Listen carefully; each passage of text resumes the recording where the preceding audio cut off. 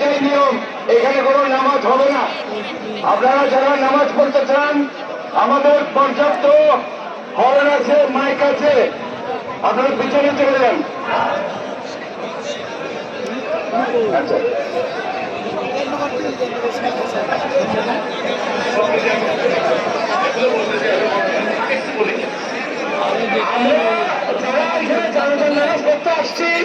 আমরা নিশ্চয়ই দোয়া করতে আসছি, সরকারের আসতে আসছি।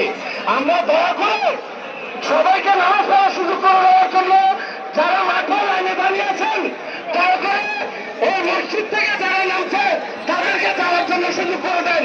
আরেকটি কথা হচ্ছে, এখানে জায়গা সম্পূর্ণ না হলে রাস্তায় দাঁড়িয়ে নামাজ পড়ার সুযোগ আছে।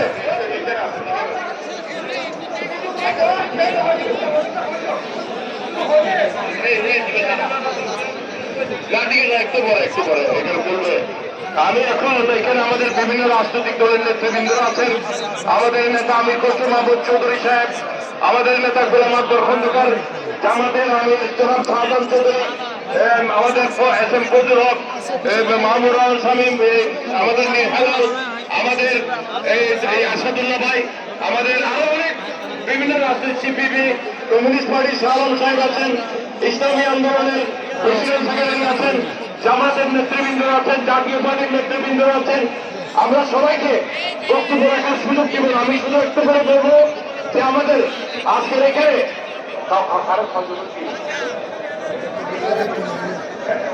দুই মিনিট 3 মিনিট করে হন নেই, এত মানুষ